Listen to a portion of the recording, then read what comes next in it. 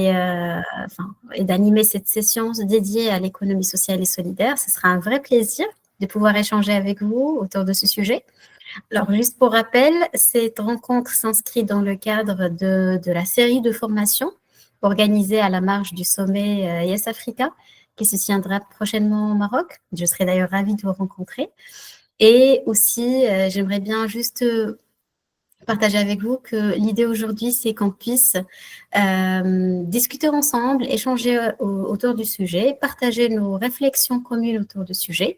Et aussi, en fait, je comprends que ce format n'est pas le format idéal pour pouvoir être pleinement interactif, chose que j'aurais préféré sincèrement, mais nous allons essayer d'avoir un équilibre entre présentation et puis échange. Mais par contre, n'hésitez pas à intervenir dans le chat. À quel moment, au moment où on va ouvrir les discussions, n'hésitez pas à interagir. Je serai ravie de vous écouter. Alors, je pense que c'est bon, on a lancé l'enregistrement. Alors, avant tout, je vais me présenter et puis, si c'est possible aussi de votre côté, d'écrire dans le chat vos noms, prénoms, l'organisme que vous représentez aujourd'hui. Et aussi, si vous avez quelque chose aussi à partager aujourd'hui avec nous. Alors, en gros, moi, c'est Khadija Zahraoui. Je suis une experte en économie sociale et solidaire. J'ai travaillé depuis 10 ans sur des projets de coopération, des projets de développement avec pas mal de structures, entre ONG, entre coopération internationale. Et voilà, j'ai accompagné quand même pas mal de projets sur tout ce qui est économie sociale et solidaire ici au Maroc. C'est pour ça que je ne connais pas dans le détail le cadre juridique des différents pays, de tous les pays, mais l'objectif vraiment aujourd'hui, c'est qu'on puisse partager, échanger et aussi alimenter nos connaissances de façon mutuelle. Alors, peut-être avant de vous poser une petite question, je vais juste vous présenter les objectifs de la formation. Alors, aujourd'hui, on va essayer ensemble d'identifier les valeurs fondatrices de l'économie sociale et solidaire, distinguer entre les différentes structures, et puis aussi d'explorer de façon dynamique un peu les dynamiques actuelles, et les défis rencontrés et les opportunités aussi offertes par l'économie sociale et solidaire sur le continent africain. Et puis au final, découvrir des initiatives concrètes. Enfin, c'est là où on va plus vous écouter sur les initiatives portées par vos organisations et qui concernent l'économie sociale et solidaire.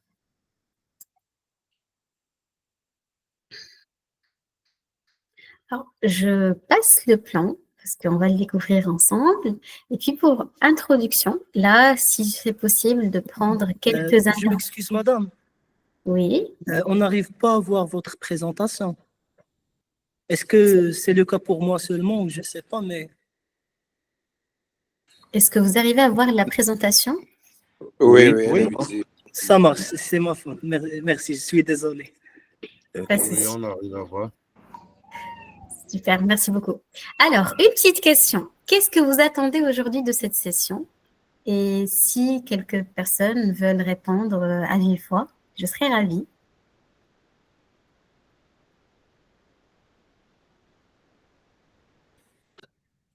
Par rapport à cette session, nous nous attendons à pouvoir vraiment appréhender la chose, c'est-à-dire l'économie sociale et solidaire. Bon, c'est quelque chose maintenant, c'est une révolution dans le monde entier, vu que ça représente déjà 10% du PIB de la France. Donc, il serait nécessaire aussi que nous, pays africains, puissions en bénéficier et gagner davantage d'informations et de savoir-faire afin de mieux rentabiliser nos activités en tant qu'organisation et en tant que donation et tout ça. Super. J'apprécie beaucoup l'ambition et c'est très positif et c'est très intéressant. Merci. Alors, est-ce qu'il y a quelqu'un d'autre qui souhaiterait partager avec nous ses attentes de la session?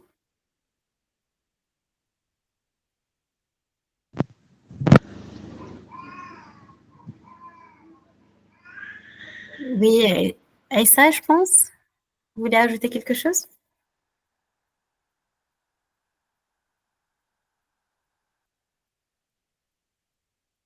D'accord. Alors, je pense que enfin, au fur et à mesure de l'avancement, vous aurez d'autres attentes que vous pouvez écrire sur le chat, comme ça on pourra vérifier si on a pu répondre à l'ensemble des attentes. Bonsoir, Khadija. Oui, bonjour. Bonjour, comment allez-vous? Moi, c'est Al-Mokhtar Moumouni, je suis coordinateur de l'organisation Jeunesse Migration Développement, basée ici au Niger. Donc, nos attentes suite à ce webinaire, c'est de comprendre comment une organisation peut générer ses propres fonds en mettant quelque chose en vente ou en exposant quelque chose, comment ils arrivent à générer des fonds et à continuer à améliorer la durabilité de leur projet. Merci beaucoup, Khadija. Merci à vous. Je note. Super, merci. Alors, c'est bien parce que je remarque que la session pourra répondre à pas mal d'attentes. Et puis, on aura aussi le temps de continuer l'échange pour avancer sur le traitement de sujet, Inch'Allah.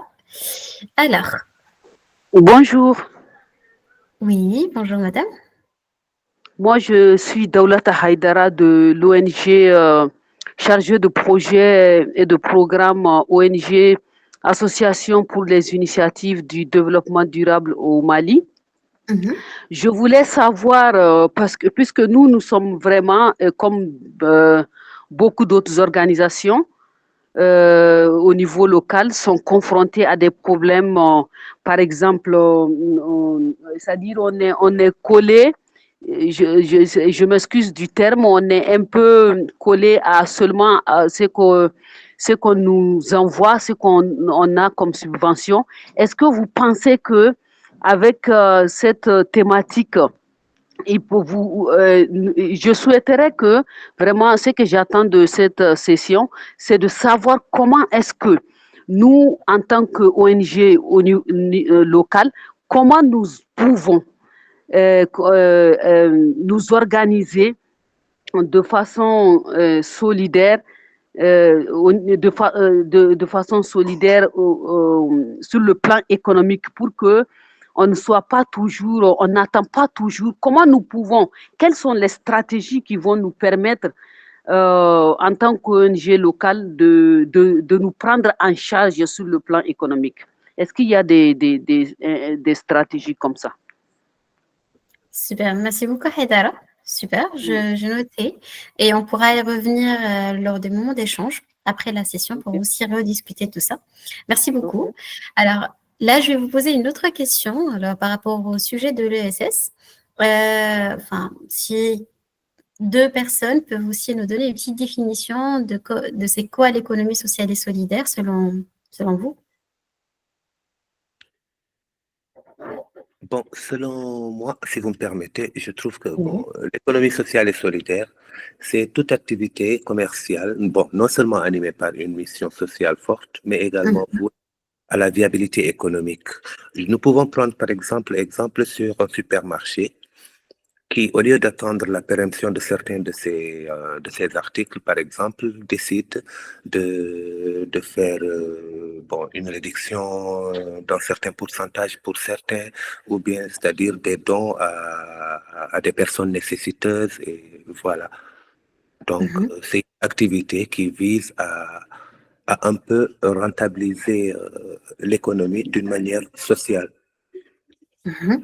Le social au cœur de l'économie, oui. Exactement. Bonjour. Merci. Bonjour. Bonjour. Vous m'entendez? Oui. Super bien.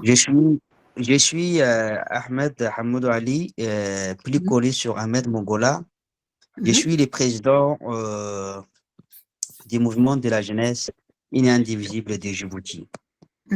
Donc, pour moi, sur l'économie sociale et solidaire, pour moi, elle désigne un ensemble d'activités économiques portées par une association qui place l'intérêt collectif au cœur de leur action, plutôt que la recherche unique du profit. Voilà. Super. L'intérêt collectif Alors là, je note, on a l'intérêt collectif, on a plus que le profit, du coup, le profit réparti. Super. Alors, Voilà. merci beaucoup. Et du coup, là, je pense qu'on peut aussi avancer pour voir ensemble ce qu'on a préparé du coup pour définir l'économie sociale et solidaire. Alors effectivement, d'après les deux définitions que nous avons eues de nos chers partenaires, alors on peut définir justement dans ce sens, en mode de quête au sens de l'économie sociale et solidaire, se présente comme une troisième voie, parce qu'en fait, on a le secteur public et puis on a le secteur privé, ça c'est ce qui est connu, et puis on a l'économie sociale et solidaire qui se positionne aussi comme un troisième secteur et qui place justement l'humain, la coopération, l'utilité sociale au cœur de l'économie. Alors, pour ça, justement dire qu'à travers ces différentes définitions, l'économie sociale et solidaire reste quand même une notion un peu floue. De même, on peut même parler des principes ou des acteurs de l'économie sociale ou solidaire. Il est important de s'arrêter sur le mot. D'accord? Alors, le simple fait qu'on parle d'économie sociale et solidaire déjà soulève quelques questions. Alors, déjà le terme. En fait, le terme n'a pas une définition universelle parce que chacun va le définir selon son contexte, selon le pays, selon les politiques et le contexte politique dans un pays, selon les traditions sociales aussi, parce que ça tourne autour de l'humain, justement, et voire même selon l'époque sur laquelle on parle. Alors, et c'est pour ça, si on essaye de faire un peu une tournée d'horizon autour des différents pays pour voir comment chaque pays l'a défini, on a par exemple les États-Unis qui l'a défini comme le non-profit organization. Alors, c'est vraiment de mettre l'accent sur l'absence de but lucratif, mais on inclut aussi les grandes institutions universitaires, hospitalières, qui ont cet aspect démocratique et collectif central. Voilà, ça c'est au niveau des États-Unis. Si on prend par exemple l'exemple du Royaume-Uni, alors là par exemple, on parle de voluntary sector. Et là, on insiste davantage sur l'engagement volontaire des citoyens, souvent lié à des traditions. Et là aussi, on est vraiment proche de ce qu'on appelle chez nous, enfin le tissu associatif. Chez nous au Maroc, je veux dire, c'est ce qu'on appelle aussi le tissu associatif. Et puis, si on va vraiment vers l'Amérique latine et on prend comment il est défini, il est défini comme l'économie sociale populaire. Car en fait, depuis, je pense, les années 2000, on commence à parler d'économie sociale populaire qui est fortement liée à des mouvements de base de lutte contre la pauvreté, pour justement mettre en place un système d'autogestion, etc.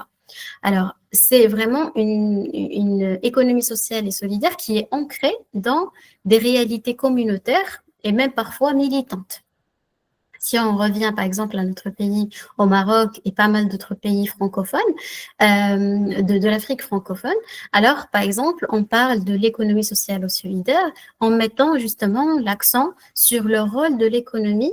Et en fait, par exemple, ça c'est depuis un peu les années 2000, on commence à mettre en place carrément des politiques de développement humain qui met l'économie sociale et solidaire au cœur de ces stratégies.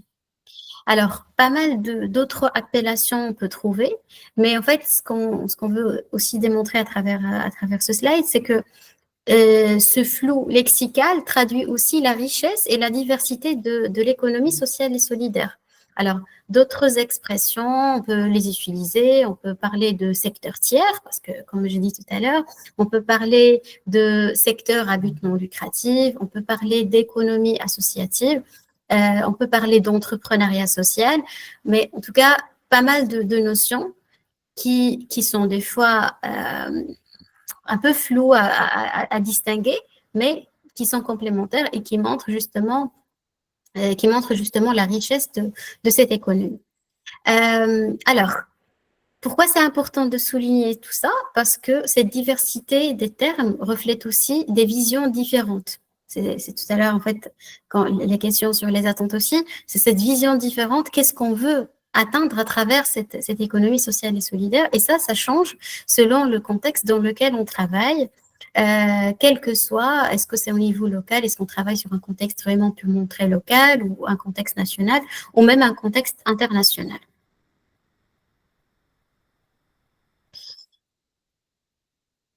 Alors, quand on parle d'économie sociale et solidaire, on entend souvent dire c'est quoi le lien avec l'économie? C'est quoi concrètement? Qu'est-ce qu'on veut dire concrètement? Je pense que tout le monde s'est posé cette question. Moi aussi, j'ai souvent posé la question. C'est concrètement, qu'est-ce qu'on veut dire par une économie sociale et solidaire?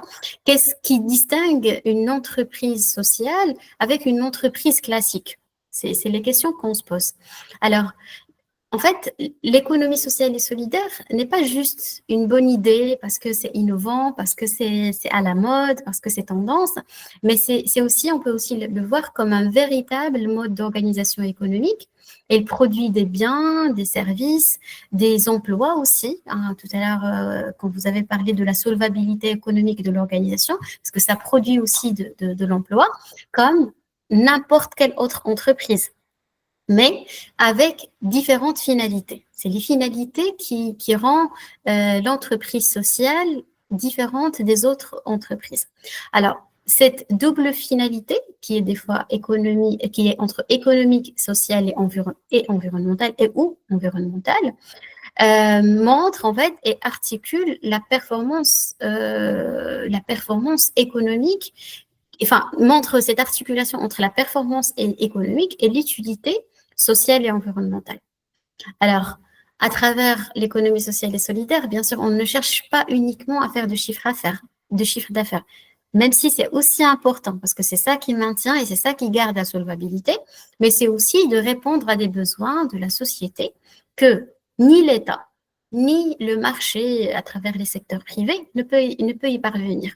Et c'est pour ça, alors pourquoi c'est important aussi de s'arrêter là-dessus? Parce que c'est un argument solide sur lequel on peut aussi se baser pour parler, que ce soit dans nos plaidoyers, que ce soit aussi quand on est en communication avec les institutions politiques, pour leur dire et leur démontrer l'importance de ces secteurs comme un levier de développement, mais pas uniquement un levier social, mais vraiment un levier de développement.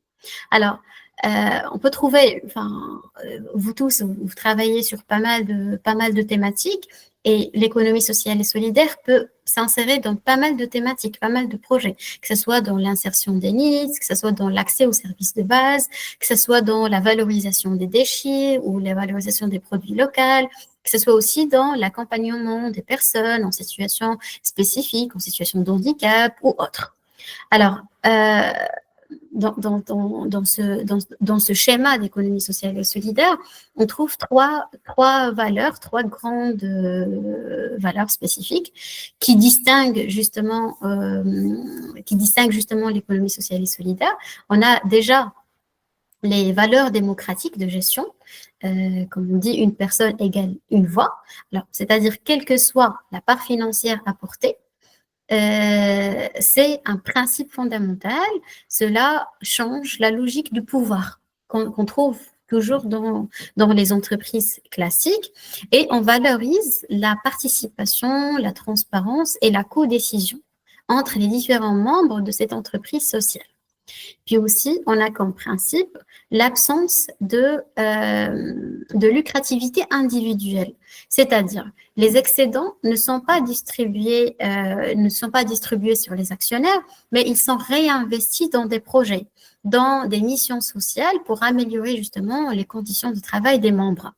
Alors, c'est ce que je l'ai dit tout à l'heure et je le redis, l'économie sociale ne rejette pas cette notion de profit, parce qu'il est important, mais elle redéfinit l'usage du profit. C'est-à-dire, au lieu de prendre juste le profit et le distribuer sur les actionnaires, on va réinvestir ce profit pour justement améliorer davantage les conditions. Et puis, bien sûr, ce que distingue l'économie sociale et solidaire, et c'est venu aussi dans vos définitions, c'est qu'il a une finalité d'impact social et environnementale et c'est une économie orientée vers l'impact. Les valeurs qui guident l'action sont vraiment claires, la justice sociale, l'inclusion, l'autonomie locale et puis le respect de l'environnement. Voilà.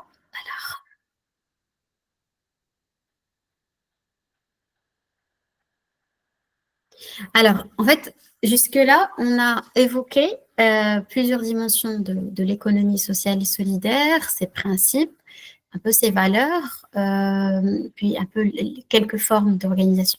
Alors, pour clarifier davantage et structurer notre compréhension, il est quand même aussi important de distinguer entre les différentes formes, disons, brièvement les quatre notions qui gravitent ces approches qui sont proches entre elles. Parfois, on peut les utiliser de manière naturelle. On peut parler économie sociale ici, puis dire économie solidaire, et puis dire secteur tiers. Mais du coup, aussi, je pense que c'est aussi important qu'on puisse éclairer ces différentes notions qui sont pour autant complémentaires et qui se complètent. Alors, on a économie sociale.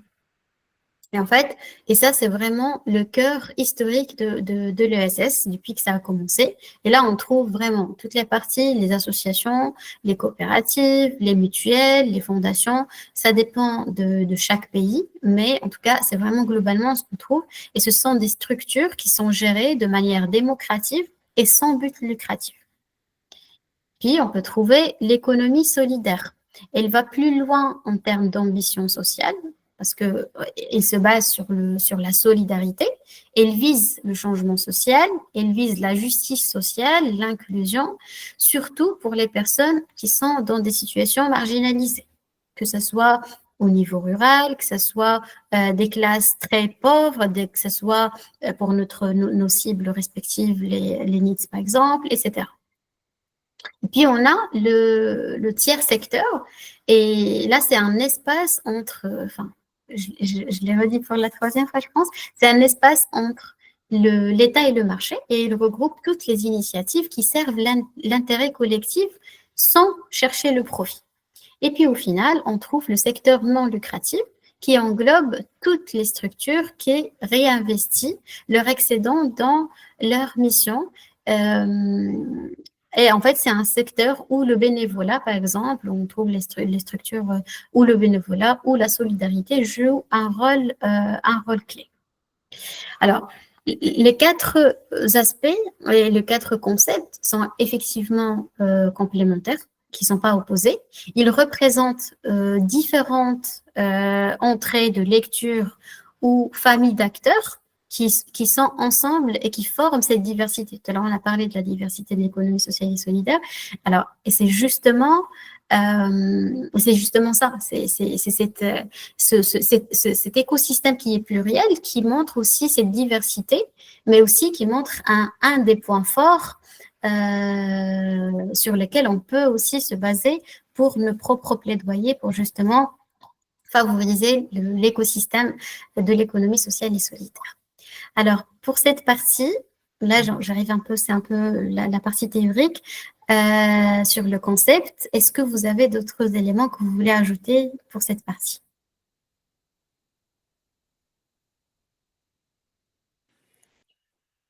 Non, c'est clair. C'est clair, Il n'y a super. pas grand-chose à ajouter, sérieusement. Merci beaucoup. Alors, quand on parle, là, on a essayé de voir un peu les principes, disons, théoriques de l'économie sociale et solidaire, les bases théoriques de la définition de l'économie sociale et solidaire. Là, si on veut voir les principes qui structurent cette économie sociale et solidaire, et là, on va parler, on a principalement cinq principes. Alors, on a la finalité sociale, qui est la priorité, qui donne la priorité au service des membres ou de la collectivité et non au profit. On a dit la gestion démocratique. Alors, bien sûr, juste un point, ces principes changent des fois. Soit on a l'ensemble des principes, soit on a 2, 3, 4 principes selon les pays, selon aussi les organisations. On a la gestion démocratique. On a dit tout à l'heure, une personne égale une voix. On a la liberté d'adhésion, c'est-à-dire soit les adhésions, ils sont libres, ils sont volontaires, avec la possibilité de quitter la structure, comme par exemple dans les coopératives. Et puis, on a l'indépendance, et là, on a l'autonomie de gestion, même en partenariat avec l'État. Donc, quand on a des partenariats avec l'État, on a cette autonomie de gestion, et c'est ça qui donne aussi ce poids qui est différent, justement, et qui est, disons, libre et militant par rapport à d'autres structures. Et aussi, c'est l'ESS, elle est centrée sur l'humain. Les revenus, ils sont vraiment orientés vers le travail et les personnes. Et puis, les acteurs qui composent cette économie sociale et solidaire, on a principalement les associations, les coopératives, les fondations, les mutuelles. Alors, pour distinguer un peu entre ces différents acteurs, alors les associations, c'est eux qui portent des projets d'intérêt général à but non lucratif. À peu près la majorité aujourd'hui, c'est des ONG, alors du coup, c'est ça. Puis on a les coopératives. Alors, les coopératives, par exemple, au Maroc, c'est les coopératives qui ont un objectif commun, qui ont une gestion partagée et des bénéfices, et équitables, et qui sont un bénéfice qui est équitablement réparti, mais aussi qu'ils ont des fois un métier en commun, qui souhaitent développer et valoriser un produit local ou autre. Et puis, on a les fondations. Alors, les fondations, ils sont un peu plus grands, disons, qui mettent en place un capital pour l'intérêt général et qui ont une gouvernance plus ou moins rigoureuse par rapport aux associations, par exemple, ou par rapport aux coopératives. On a les mutuelles. Alors, les mutuelles qui sont mises en commun, qu'il s'agit vraiment de la mise en commun des ressources, des services collectifs et qui ont normalement une gouvernance plus égalitaire. Et puis, on a l'entreprise sociale. Alors, l'entreprise sociale qui est quand même un statut assez particulier et qui diffère ça aussi d'un pays à un autre et il y a des pays qui reconnaissent le statut d'entreprise sociale, il y a des pays qui ne le reconnaissent pas encore. Et c'est la structure où l'impact social est au cœur et que ça peut être aussi des modèles hybrides avec une rentabilité au service de la mission.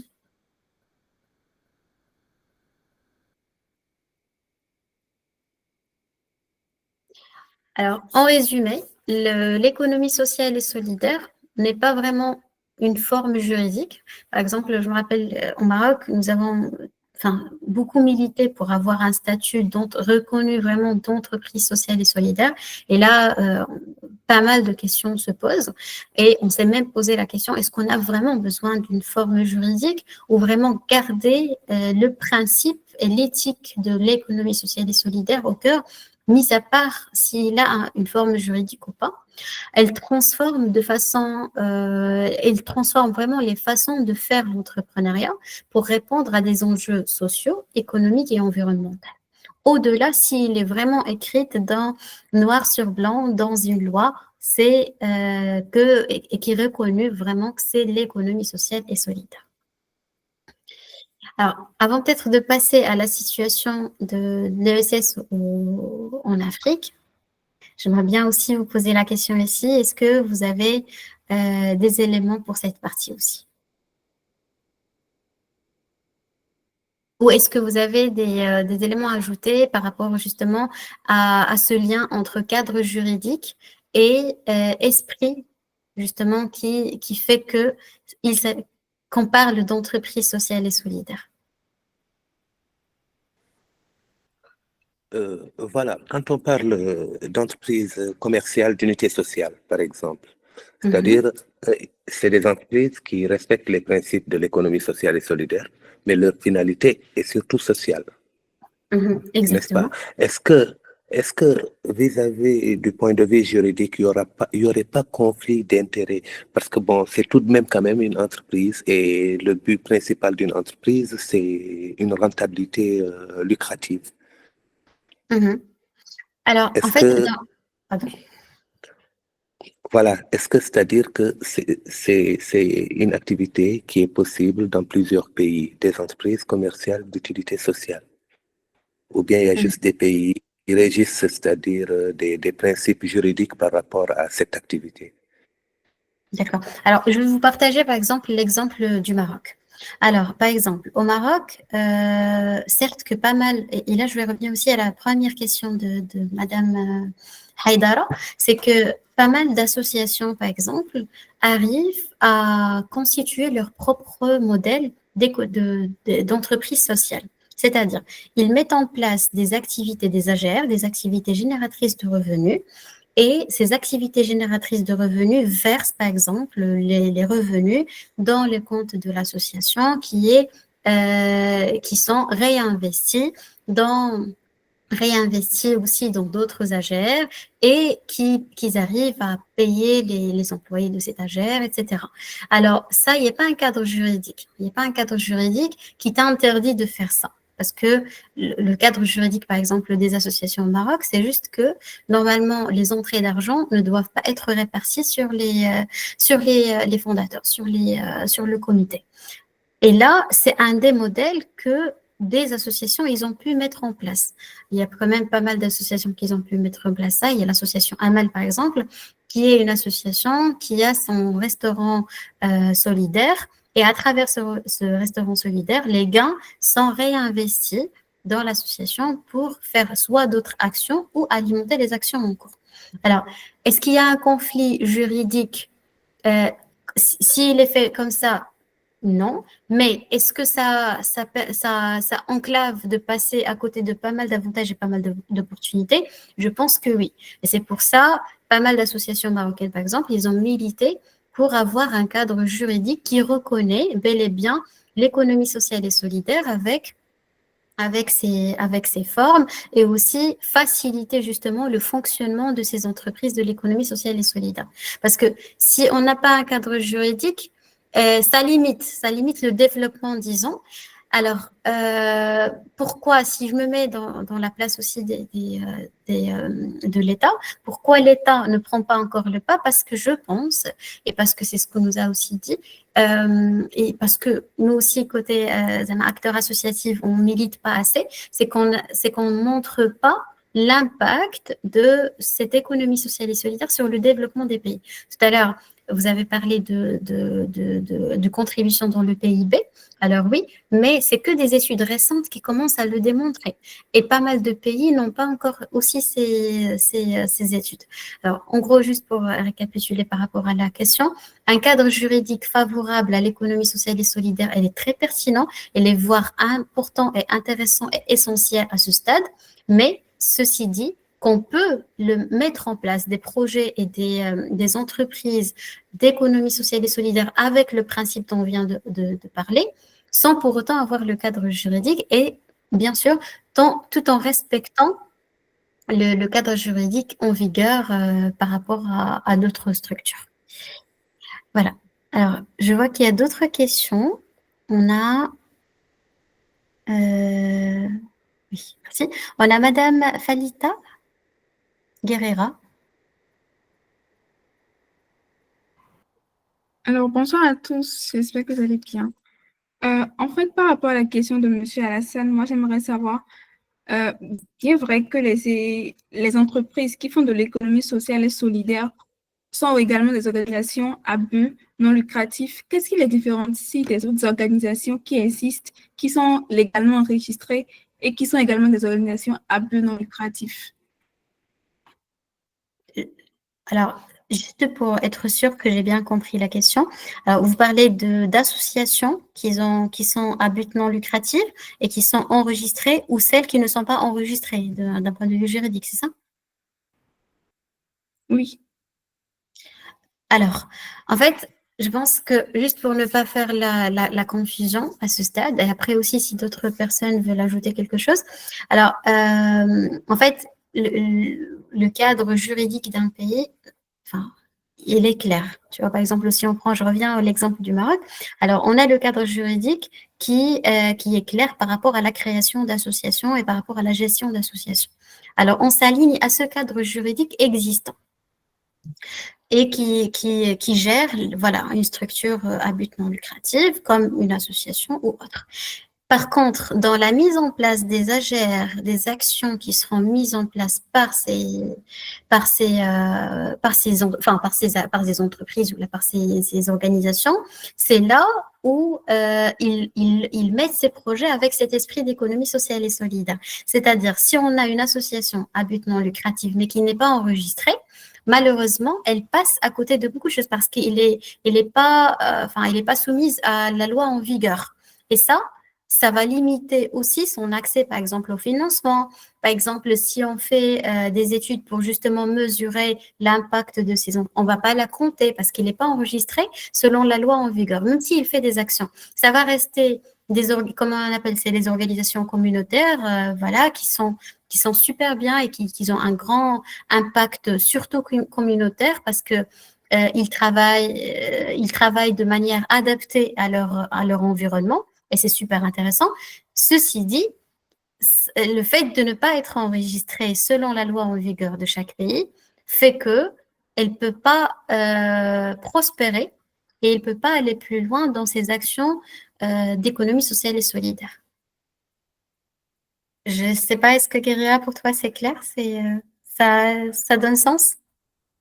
Oui, déjà, j'avais oublié, je suis représentante de l'ONG Women EdTech, qui est un centre de formation des jeunes femmes. Et en fait, j'aimerais savoir, donc vous voulez dire que les organisations à but non lucratif qui existent également font aussi de l'ESS, c'est ça? Pardon, qui existent sans? Les ONG qui existent et qui ne connaissent pas le concept de l'ESS, est-ce qu'ils font de l'ESS, mais ils ne savent pas qu'ils le font? Alors, justement, en fait, parce que là, c'est le concept, là, nous, on est en train entre nous, on est en train de donner un nom et d'analyser un peu le concept d'un point de vue scientifique. On lui donne économie sociale et solidaire, c'est joli, etc. Mais c'est depuis toujours, il existe. Parce que si on prend juste le concept que c'est faire de l'économie en mettant l'humain au centre, bah, depuis toujours, on le fait. Moi, j'ai beaucoup travaillé sur le rural. Sur le rural, il y a pas mal d'organisations qui travaillent là-dessus et qui le font sans se rendre compte. C'est pour ça que c'est bien aussi, et c'est notre rôle, je pense, nous, organisations, de sensibiliser, de mobiliser des acteurs et de pouvoir aussi les ramener et de pouvoir aussi leur montrer c'est quoi une économie sociale et solidaire et les aider justement à se positionner dans l'écosystème. Voilà. Merci. Et je vois une autre main de Haïdara. Je vous en prie, Haïdara.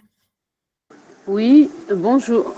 Je voulais, en fait, comme ma collègue là vient de dire que peut-être qu'il y a des entreprises ou bien des organisations qui font déjà de l'ESS sans se rendre compte.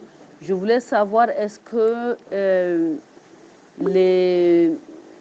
par exemple, les organisations ou bien les associations qui sont en consortium font déjà de l'ESS? Les associations qui sont en consortium.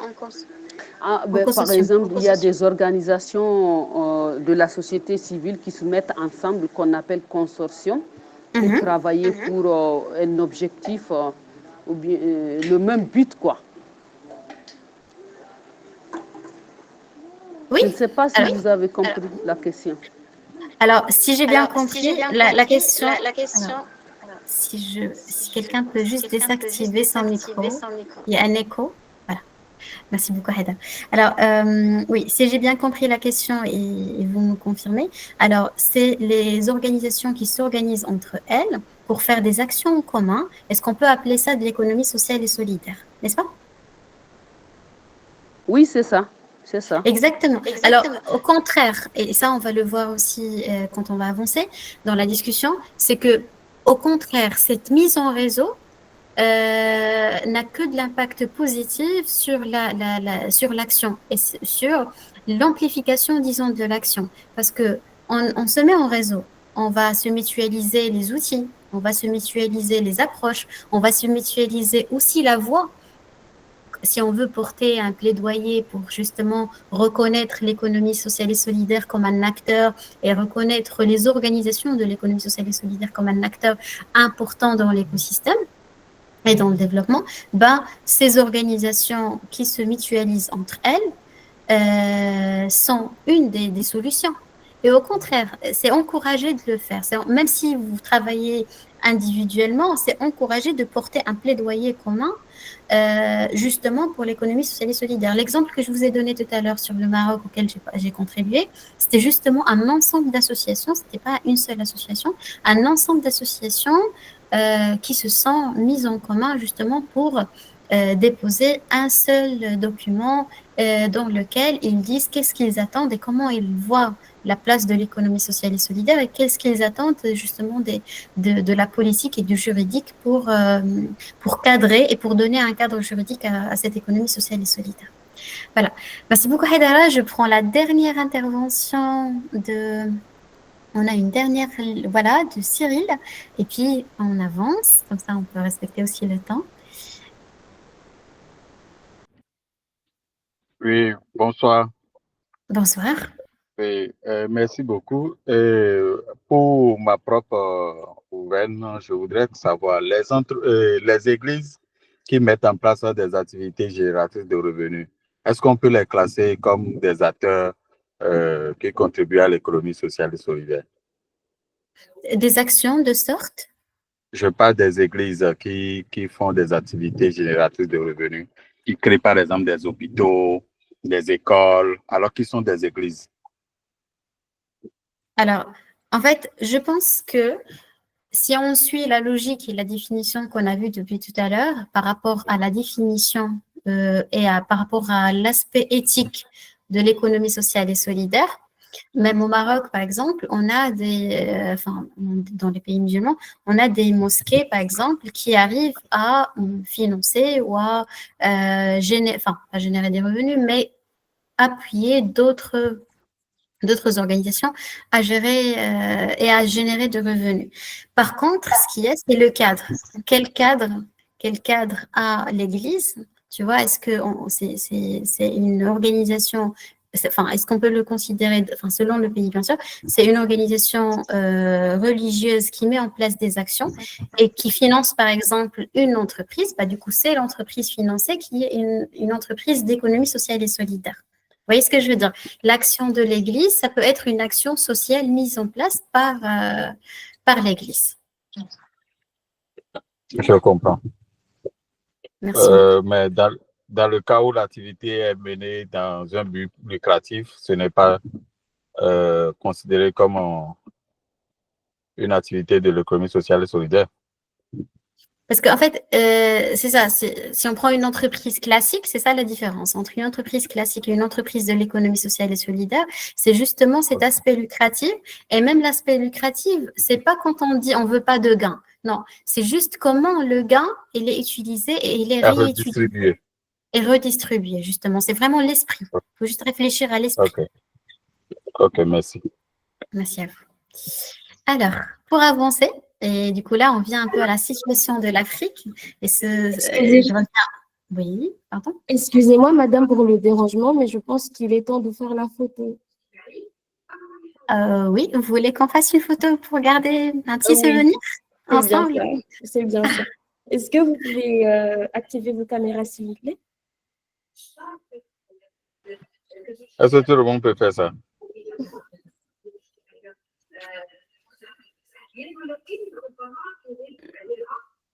Allô?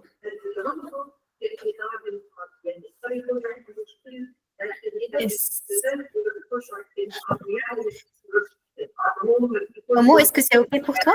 T'as pu prendre la photo? Oui, attendez un instant. Est-ce que tu veux que j'enlève le partage? Non, c'est pas la peine. Super.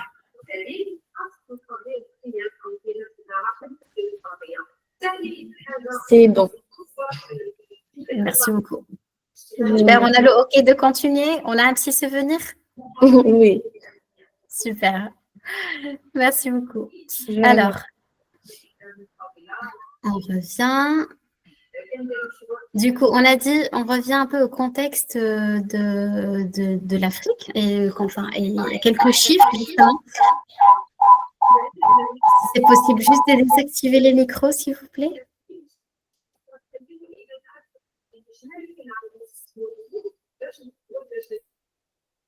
Merci. Voilà. Alors, tout à l'heure, dans l'introduction, Lassane, il a donné un chiffre par rapport à la place de l'économie sociale et solidaire et sa place dans le PIB. Alors, effectivement, en Afrique, si on veut aussi revoir le contexte, en Afrique, l'économie sociale et solidaire n'est pas marginale,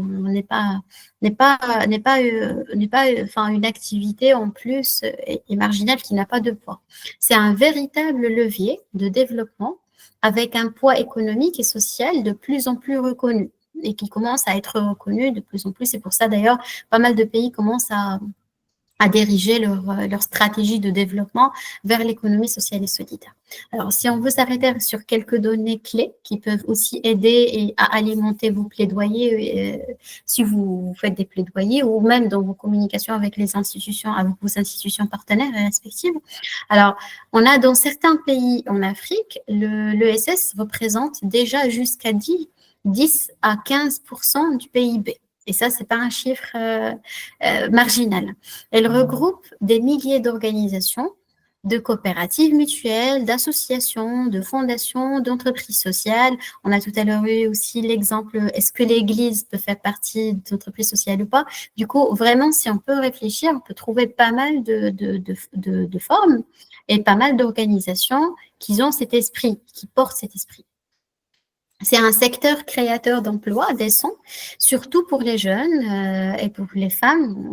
On a l'organisation Women in Tech aussi, surtout pour les jeunes et pour les femmes, dans des domaines aussi variés, que ce soit sur l'agriculture, la santé, l'éducation ou encore la finance solidaire avec l'épargne solidaire ou autres. Alors, si on prend l'exemple du Maroc, alors le pays ambitionne de faire passer la part de l'ESS de 2,4 aujourd'hui à plus de 7% du PIB. Alors, du coup, ça montre que ça devient aussi, qu'on le met dans nos stratégies. Et c'est un vrai changement d'échelle parce qu'au lieu de travailler sur une petite échelle, et quand on dit travailler sur une petite échelle, c'est-à-dire dédier des financements, peu de financement, pour ne pas dire des financements minimes, peu de financement pour le développement de ce secteur, si on le considère comme un levier de développement, on va investir plus en termes de financement, en termes de ressources humaines, en termes de formation, en termes de mobilisation. Tout à l'heure, on a parlé aussi de mobilisation des personnes qui le font sans savoir qu'ils le font, pour que ça devienne aussi une économie reconnue par tout le monde. Alors, aussi, ce qui fait la richesse de l'économie sociale aussi solidaire en Afrique, c'est aussi sa diversité.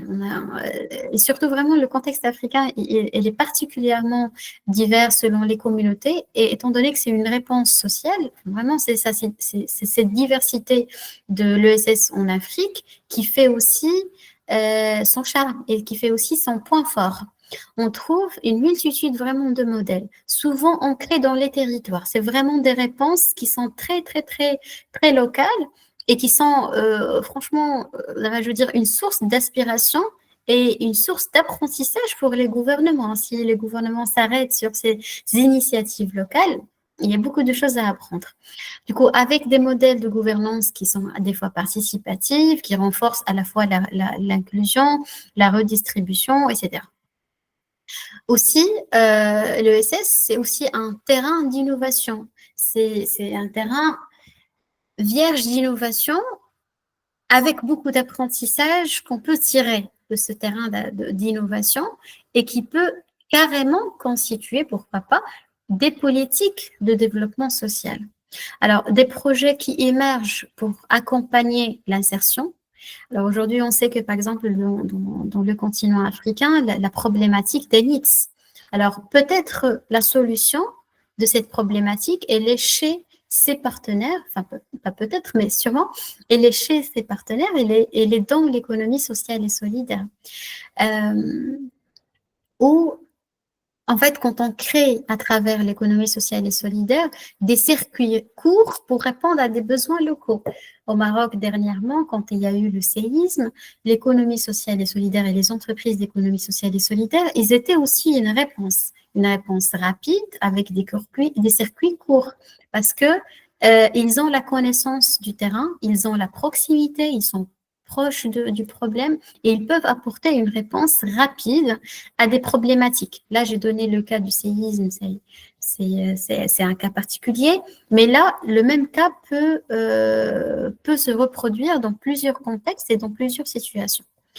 Alors, si on peut retenir quelque chose de cette partie, c'est que loin du fait qu'elle soit une économie parallèle ou marginale, l'ESS en Afrique est vraiment un levier d'économie d'avenir qui est inclusif, qui est durable et profondément ancré dans la réalité locale.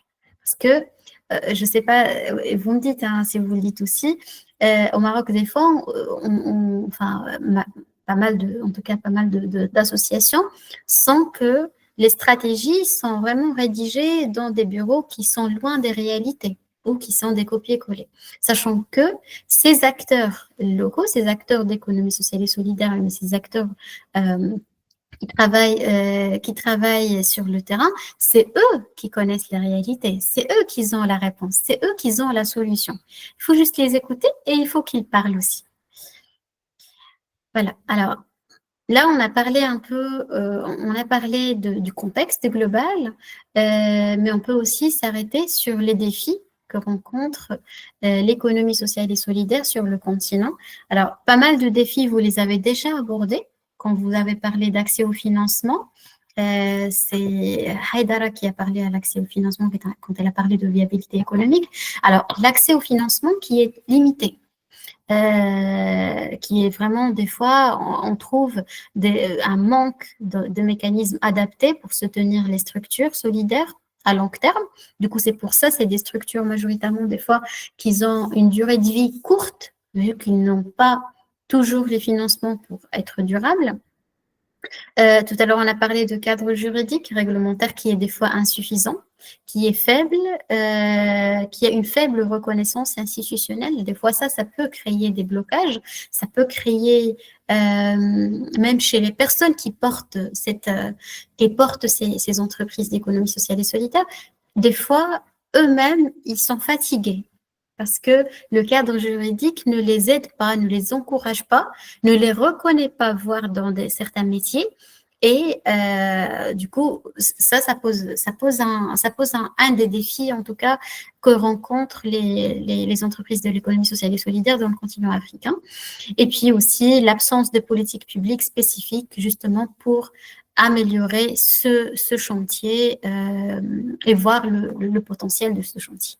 Et puis aussi, on a le besoin de formation et d'accompagnement qui est très, très, très répandu. Tout à l'heure, on a aussi l'exemple des personnes qui le font sans se rendre compte. Du coup, la solution, et le défi qu'on peut soulever aussi, c'est qu'il y a ce besoin de formation, d'accompagnement, parce qu'on a des faibles accès à des dispositifs adaptés pour renforcer les compétences des porteurs de ces projets. Parce que savoir que majoritairement, les porteurs de ces projets d'économie sociale et solidaire, soit ils font partie d'un groupe marginal, soit ils font partie d'un groupe spécifique. Du coup, majoritairement, on trouve que le dispositif d'information, ils ne sont pas adaptés à ces intervenants et à ces porteurs de projets, pas comme dans d'autres secteurs. Alors, bien sûr, aujourd'hui, il y a pas mal d'initiatives qui se lancent, il y a pas mal de choses positives, mais c'est juste aussi de mettre l'accent sur ce besoin de formation et d'accompagnement.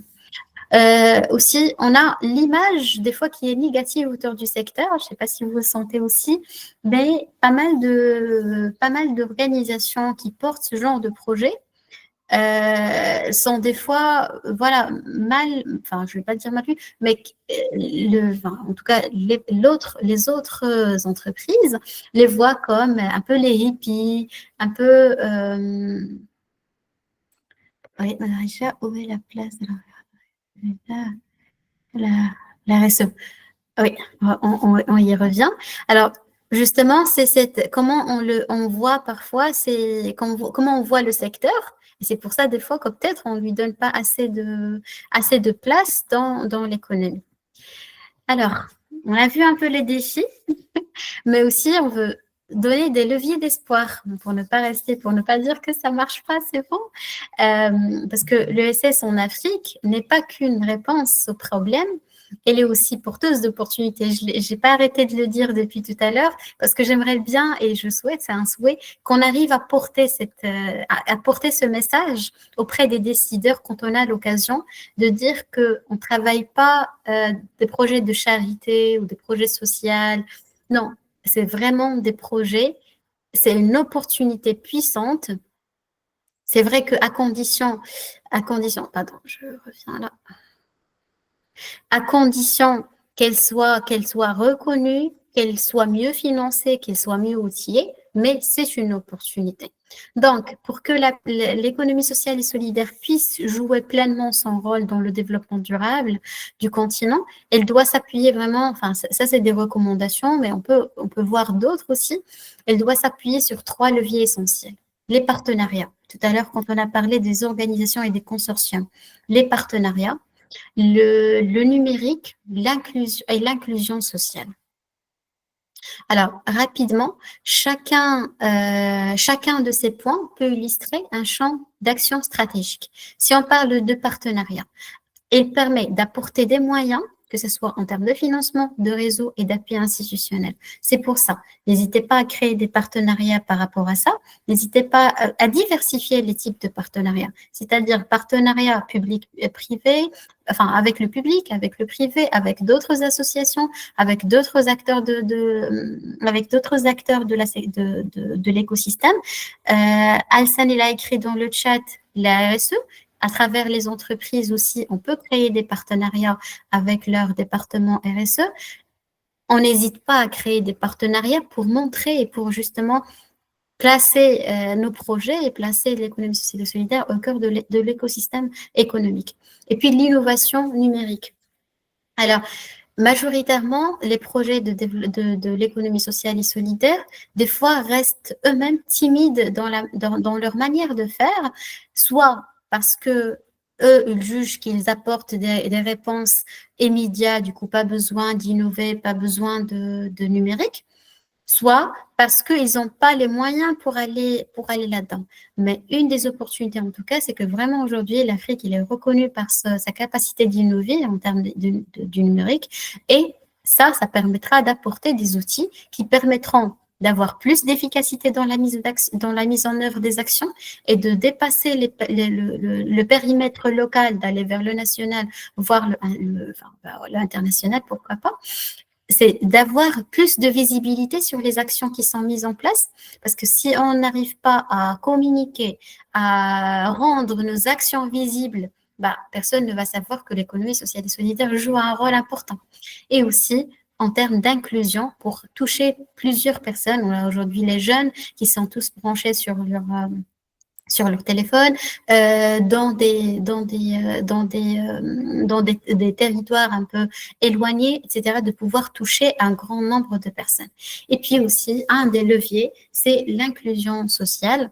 Et du coup, là, on va rappeler aussi la finalité de l'économie sociale et solidaire, qui est vraiment réduire les inégalités et renforcer la cohésion. Alors, tout ça, c'est des opportunités qu'on peut profiter justement pour développer l'économie sociale et solidaire sur le continent africain.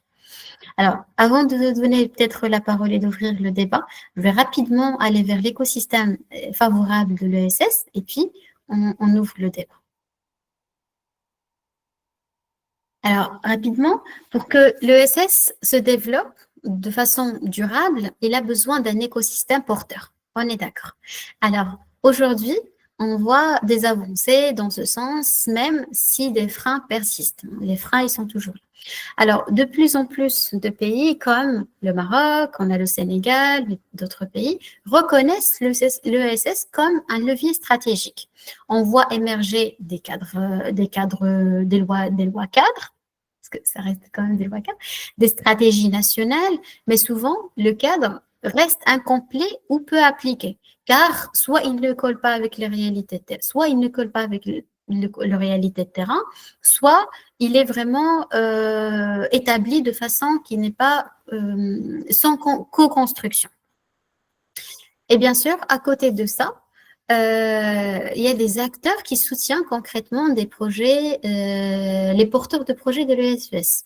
Alors, on a les incubateurs, comme l'Impact Lab ou fabrique et apporte du coaching, des financements, des réseautages.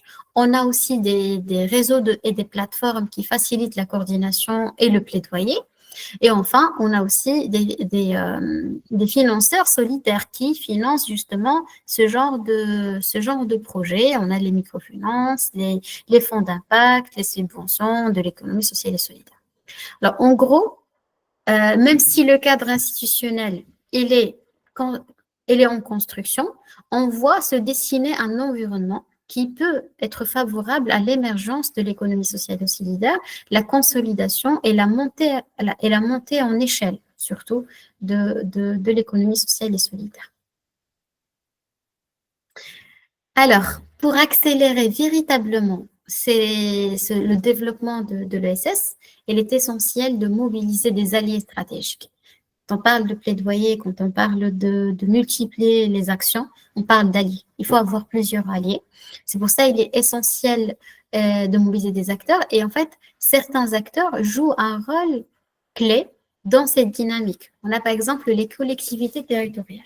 Alors, je me rappelle, j'avais une collègue qui disait toujours aux femmes, parce qu'on a travaillé avec des coopératives féminines, aller vers les collectivités territoriales, ils ont le mandat et ils sont là aussi pour appuyer les projets d'économie sociale et solidaire. Alors, les collectivités territoriales jouent un rôle important. Ça peut être à travers la mise en place, à disposition des locaux, par exemple pour des coopératives. Ça peut être à travers la mise à disposition de fournitures, de transports, pour par exemple les déplacements pour participer à des marchés solidaires ou autres. Ça peut être aussi à donner ou à permettre des avantages d'exonération fiscale ou autres, bien sûr selon les pays. Ça peut être aussi juste une porte pour accéder à des marchés, à des nouveaux marchés, etc. Parce que les collectivités territoriales, ils ont aussi cette possibilité. Les universités aussi peuvent être des alliés parce que les universités, déjà, eux, à travers la création de certaines filières au sein des universités, par exemple, on a l'université de Souss-Massa, qui a mis en place une filière de l'ESS. Et du coup, là, c'est une réponse directe à la problématique de formation pour bien comprendre l'ESS et bien apporter les mécanismes pour son développement. Et puis, on a les incubateurs d'étudiants. Je pense Enaxus, par exemple, pas mal de personnes le connaissent. Et puis aussi, ça c'est très important, c'est les projets de recherche appliqués en partenariat avec des associations et qui vont permettre justement de capitaliser sur les expériences de ces projets de ESS, de communiquer là-dessus, de les étudier de façon scientifique, mais aussi de mesurer leur impact sur le développement sociétal de nos pays. Et puis, un allié important, vous le connaissez tous, c'est la coopération internationale et qui apporte l'appui technique à l'élaboration des cadres nationaux. Par exemple, on a l'AFT, on a l'OIT, on a le CDE, qui apporte aussi des financements directs à des projets pilotes notamment, et puis aussi qui apporte un appui au renforcement des réseaux régionaux comme l'ESS Forum Afrique et pas mal d'autres initiatives de réseautage. Voilà, j'arrive à la fin de cette partie. Du coup, avant de passer à l'autre partie où vous allez aussi contribuer, est-ce que vous avez des points à ajouter? Je vais aussi voir dans le chat si vous avez d'autres points que vous souhaitez discuter ou ajouter à cette partie. Que ce soit pour la partie des alliés, que ce soit aussi pour les opportunités que vous voyez, si vous voyez d'autres opportunités que nous n'avons pas abordées, ou que vous voyez d'autres défis spécifiques. Oui, alors Fatih, je vois que vous avez levé la main.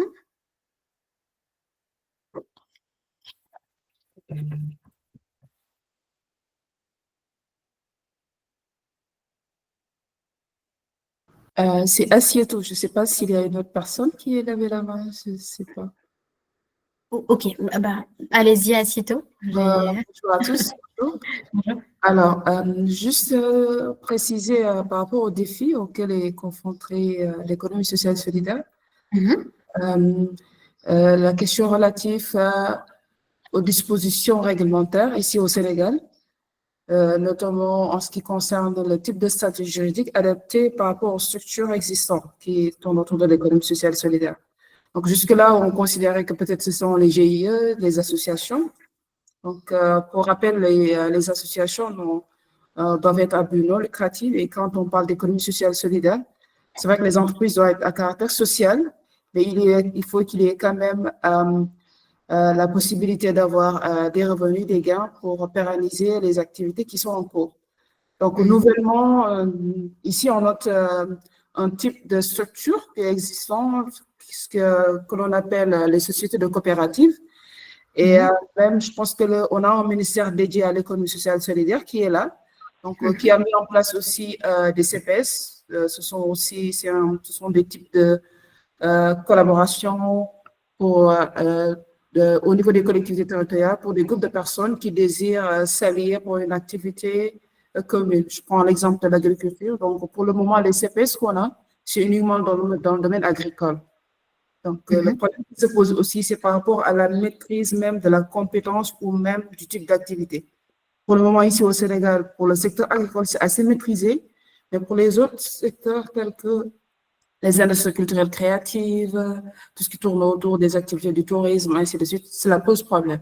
Et on a pas mal de jeunes entrepreneurs, moi y compris, hormis le caractère de société civile que j'ai, nous sommes confrontés à ces défis. Parce que jusque-là, comme on le dit souvent, il y a carrément une disparité entre le besoin réel que nous avons les entrepreneurs et ce qui se fait en amont par les décideurs. Tout à fait, je suis complètement d'accord. Merci beaucoup pour cette contribution, Assieto. Effectivement, alors même des fois quand on avance sur des cadres juridiques, par exemple là, vous avez carrément un ministère qui travaille, machin, mais quand même pas mal de secteurs qui ne sont pas encore touchés, mais aussi ce décalage entre besoins réels et la réponse apportée. Ça aussi, c'est un vrai point sur lequel il faut s'arrêter. Effectivement. Merci beaucoup, Assieto, pour cette contribution. Alors, si pas d'autres collègues participants veulent ajouter quelque chose, je vous propose de passer à une étude de cas. Et alors, j'avoue que j'ai beaucoup parlé, mais vous avez quand même beaucoup parlé, beaucoup ajouté. D'ailleurs, je vous remercie beaucoup pour votre interactivité. Alors, mais là, du coup, je vais quand même vous demander de nous partager vos expériences, comme a fait Assieto là tout de suite sur le contexte de Sénégal.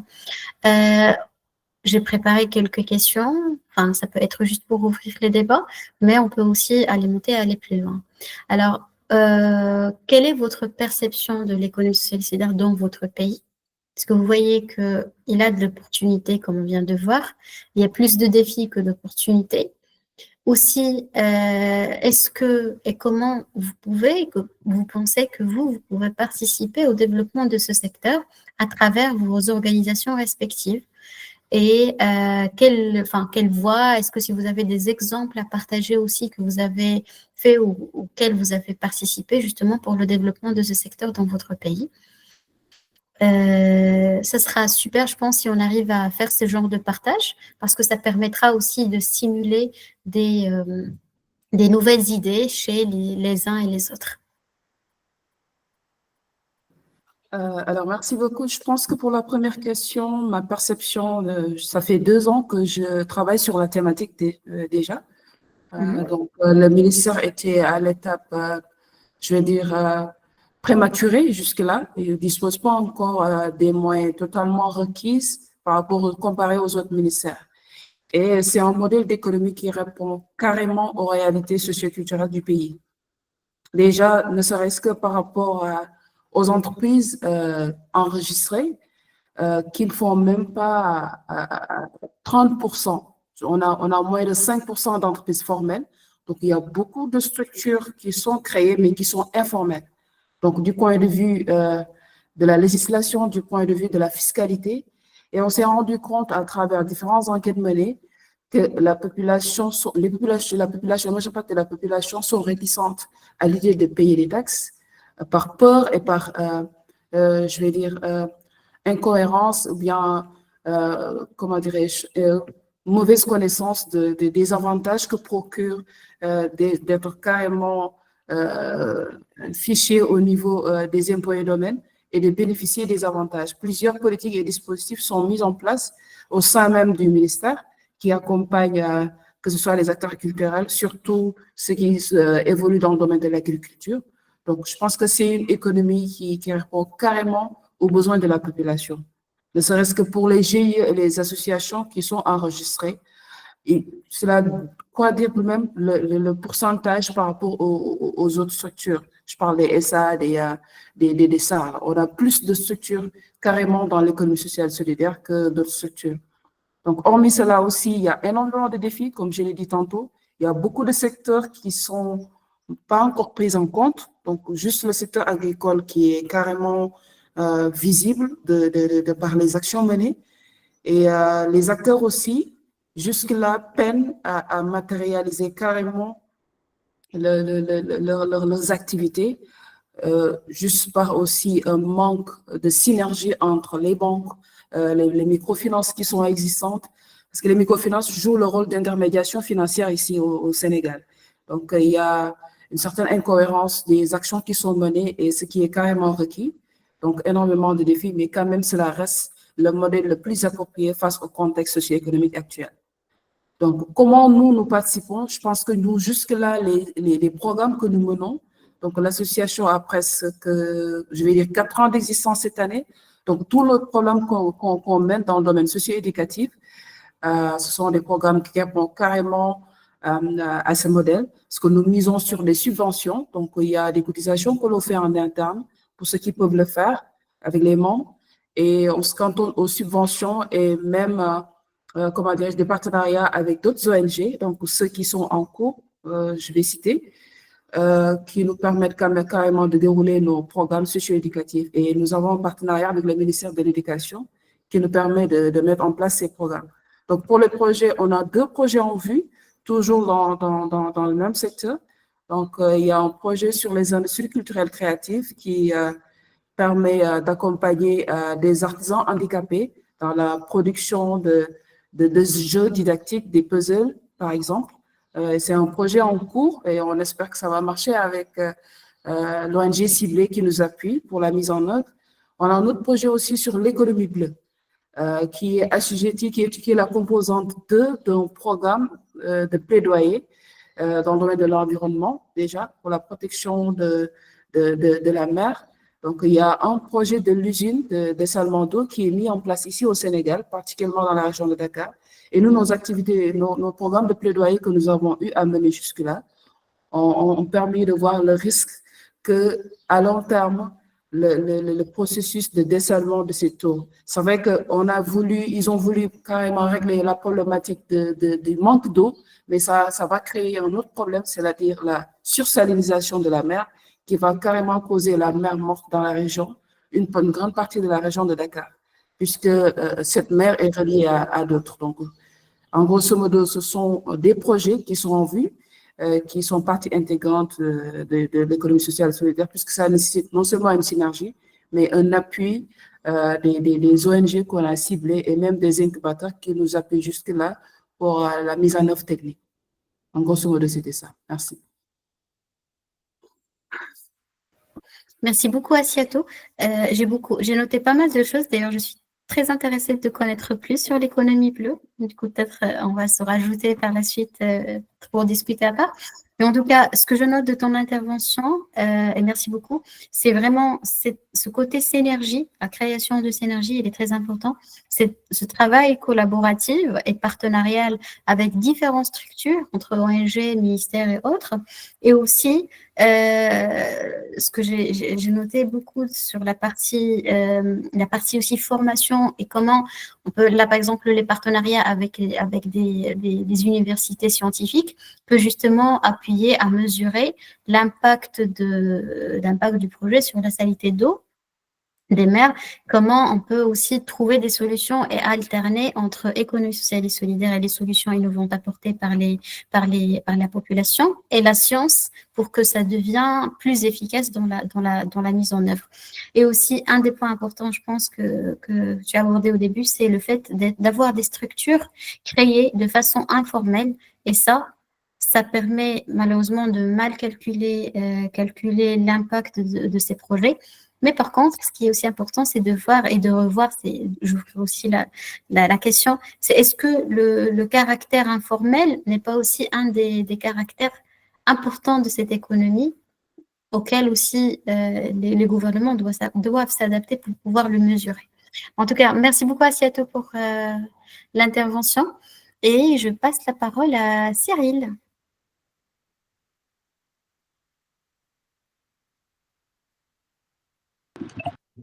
Merci. Comme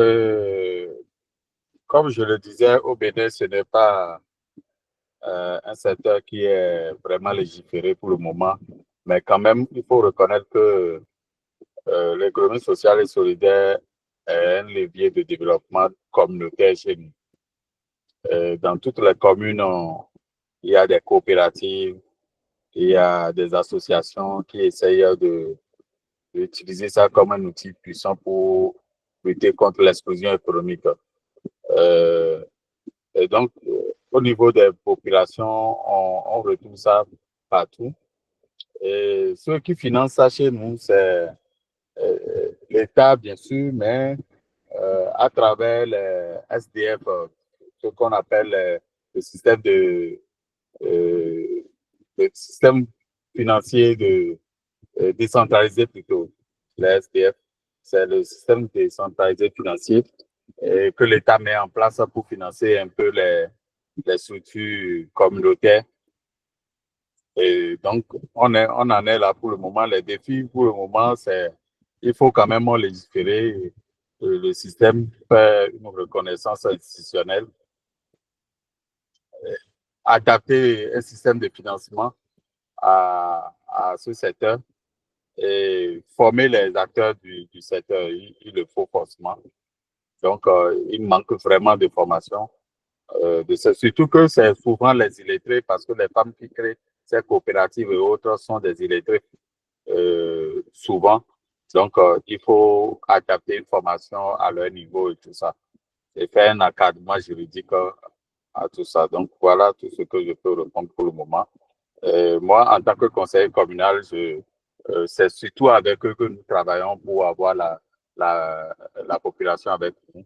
Et ils sont des acteurs du terrain, ils maîtrisent mieux ce qui se passe dans les zones reculées, là où l'État ne peut pas aller, ils sont toujours là-bas. Et donc, pour le moment, ça marche comme ça chez nous. On attend de voir. Merci beaucoup, Cyril, pour cette intervention. Alors, super. Moi, je note parfaitement cet aspect coordination et proximité. J'apprécie beaucoup la notion de faire le lien avec les différents profils, c'est-à-dire que les actions ne doivent pas être standardisées, mais plus adressées, ciblées selon les profils. Vous avez parlé des femmes illettrées. Et aussi la partie formation. Et je souhaite vraiment qu'en tout cas, à travers aussi le sommet Yes Africa, cette création de synergie et ce partage d'outils peut aussi appuyer cette partie. Merci beaucoup, Cyril. Merci. Et je donne la parole à... alors, on a... Oui, Anna Haidara qui a levé la main. Haidara, je vous en prie. Allô, bonjour. En fait, je voulais juste ajouter à ce que ma collègue du Sénégal avait dit. Mhm. Je pense que nous partageons peut-être les mêmes problèmes, les mêmes difficultés par rapport à cette situation, parce qu'au niveau du Mali aussi, il faut vraiment le dire, les coopératives sont vraiment des moteurs du changement financier au niveau social.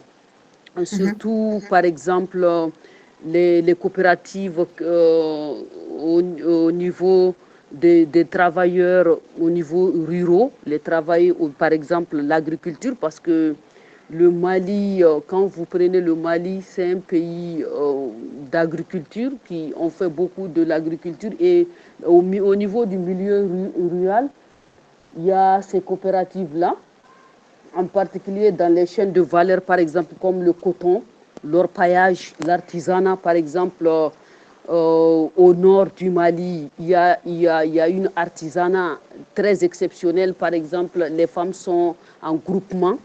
Il y a même, par exemple, au niveau du nord et dans toutes les régions d'ailleurs, mais surtout le nord, où l'artisanat a beaucoup évolué, et c'est surtout les femmes.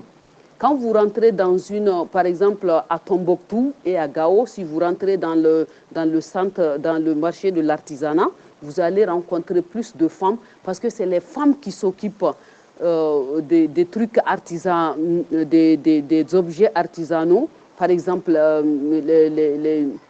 les hommes s'occupent des chaussures, les femmes, par exemple, la peau. Par exemple, les femmes tamashek travaillent la peau. Les femmes Soreilles font les tresses traditionnelles. Elles sont regroupées en coopérative, mais c'est des gens, comme le frère vient de le dire, du Bénin. Ils sont la plupart des illettrés. Ils ne savent pas comment s'organiser. Moi, à un moment donné, comme je travaillais avec les femmes en situation difficile, j'avais organisé les femmes pour participer à une exposition en Chine. Mais vu le fait qu'elles n'ont pas reçu de soutien, elles n'ont pas pu participer. Donc, pour vous dire un peu que la situation, c'est presque les mêmes dans les pays voisins. Nous sommes dans le même problème.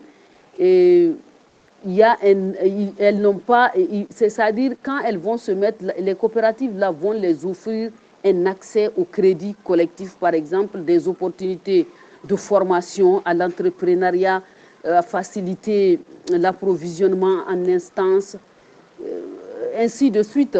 J'avais aussi suivi des femmes qui font le travail du maraîchage, par exemple, en seconde zone, par exemple, à travers un projet du PNUD. Ces femmes travaillent en coopérative jusque vers le nord et puis le centre et le sud du Mali, par exemple, à Mopti. Il y a des femmes qui se mettent en groupement pour faire en coopérative pour faire le maraîchage. C'est ce que je voulais ajouter.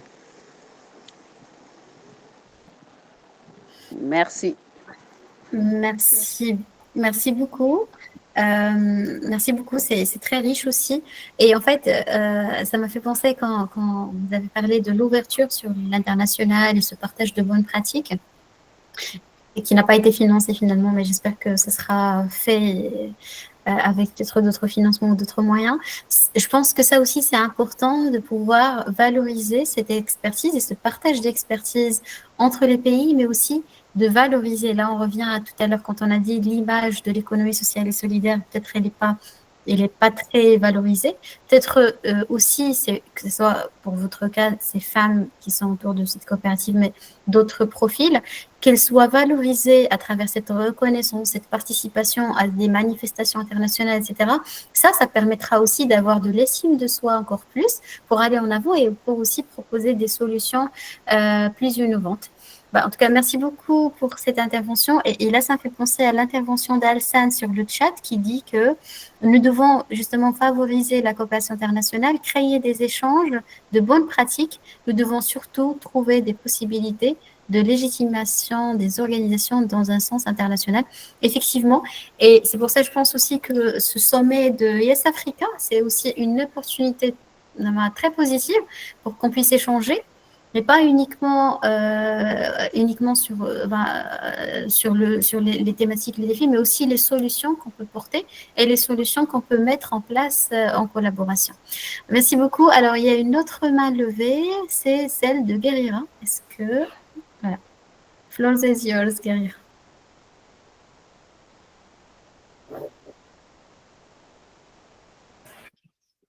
Alors, bonsoir. Qui est un peu écorché, c'est Falilat Koragera. Je suis désolée. Par rapport à ce que mon collègue du Bénin a dit et ce que Mme Aïdara a dit. Par rapport à ce que mon collègue du Bénin a dit et ce que Mme Aïdara a dit, déjà la conception de la perception de l'économie sociale et solidaire n'est pas réellement comprise. Et il faudrait qu'on, en quelque sorte, favorise la formation pour amener les gens à comprendre d'abord ce que c'est que l'économie sociale et solidaire. Parce que, comme on l'avait dit à l'entame, il y en a qui le font, mais qui ne comprennent pas réellement le concept de ce que c'est que l'économie sociale et solidaire. Donc, par la suite, il faudrait, dans les pays comme le Bénin, par exemple, légiférer cela et passer de l'appellation de l'ONG à but non lucratif à des organisations d'économie sociale et solidaire. Ça permettra aux uns et aux autres de mieux comprendre et de mieux agir en faveur de l'humain. Et par la suite, favoriser la coopération internationale, comme vous l'avez dit, avec plus de formation, plus de sommets, ça permettra réellement aux uns et aux autres de mieux comprendre. Et pour finir, vous avez demandé comment participer au développement de ce secteur. C'est déjà nous qui sommes là actuellement de commencer par l'inculquer au niveau de nos structures. Ça permettra aux autres de suivre le pas et d'y arriver petitement. Sinon, au Bénin, ce n'est pas vraiment connu et c'est juste quand même pas assez récent que moi-même j'ai réellement compris ce que c'est que l'économie sociale et solidaire. Donc, bon, c'est ce que je peux dire par rapport à mon apport. Merci.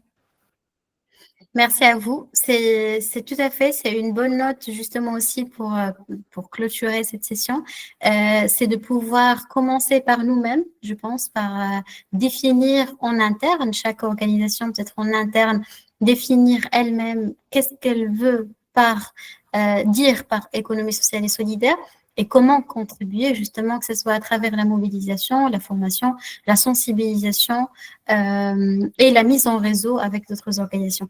Merci beaucoup. Alors, je vois une dernière main levée. Alors, on va prendre cette dernière main levée. Et avec ça, alors c'est Abbas. Merci. Oui, bonjour. Alors, je vous laisse aller.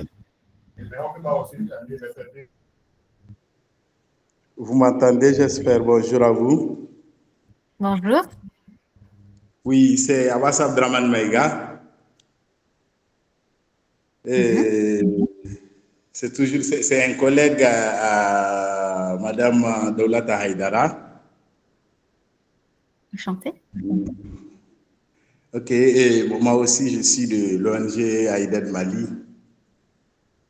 Et là, vous parlez de l'économie solidaire et sociale. Moi, je ne peux même pas encore parler parce que Daoula, elle a déjà parlé. Parce qu'elle, c'est l'avocate des causes perdues des femmes ici. Peut-être c'est pour cela elle est spécialiste en droit. Donc, comment dirais-je, si elle parle, nous autres, on ne peut même pas parler. Seulement, moi, comme je suis économiste, je vais simplement un peu parler de ça, parce que jusqu'à présent, il faut le dire, nous sommes comme beaucoup de pays en Afrique de l'Ouest ici. L'économie sociale et solidaire n'est pas beaucoup développée chez nous, il faut le dire. Nous, par exemple, au Mali, ici, il y a une direction en fait qui s'occupe de ça. Il faut le dire, une direction qui n'est même pas animée parce qu'ils n'ont même pas de ressources. Oui, c'est tout récemment que je vois avec notre transition, comme on est en période transitoire toujours. Donc, il y a un arrêté je vais dire, un test qui est déposé au CNT, le comité, le conseil, comment dirais-je, le conseil national au Mali, bon, même j'ai oublié la définition du CNT, c'est comme ça. Donc, t'as mieux, parce que ce sont Conseil national de la transition. Okay. Le Conseil national de la... Ouais. Merci beaucoup, Daoulata, c'est clair. Donc, il y a quand même un texte qui est déposé là-bas, donc un dossier depuis un moment, c'est là-bas. Je ne sais pas quand ça va sortir. On doit quand même voter ça d'abord. Si c'est passé, peut-être c'est ça qui va être un facteur de constitue peut-être des recettes pour cette direction. Parce que, et là-bas, et c'est même des taxes, il faut le dire, parce que c'est aux ONG qu'on va demander maintenant, les ONG, les associations, les fondations, de payer de l'argent, c'est sûr, pour animer cette direction. Et une partie va être certainement considérée comme une taxe. Donc, c'est ça qu'on nous a fait savoir, parce que moi je vis un peu en bref le dossier. Sinon, nous sommes, même le Sénégal est bien avancé et que nous dans ce sens, parce qu'au Sénégal, de ce côté, il y a des recettes. La direction est bien animée. Oui, la dernière fois quand j'ai quitté là-bas. Donc, nous, en matière d'économie sociale et solidaire, il faut le dire, Daoula, elle peut être beaucoup de choses, ça c'est clair. Mais en fait, c'est vraiment un facteur qui n'est pas développé ici, il faut le dire. Il y a une direction pour ça, hein, et les gens animent chaque fois des ateliers pour ça, mais ce n'est vraiment pas cadré. Donc, c'est pour cela, l'échange du Maroc, c'est sûr que ça va nous donner des idées à travers Daoulata qui sera certainement participante là-bas. Donc, pour qu'on puisse avancer sur ça. Donc, merci beaucoup. Oui, je ne peux pas dire beaucoup de choses sur ça, en fait. Parce que c'est déjà dit dans la présentation. Ce que je connais en économie sociale et solidaire est déjà évoqué aussi. Donc, je vous remercie. Et franchement, la présentation était vraiment impeccable. Et moi-même, j'ai appris beaucoup avec vous. Et on vous souhaite vraiment un bon vent et une bonne chance, une bonne continuation.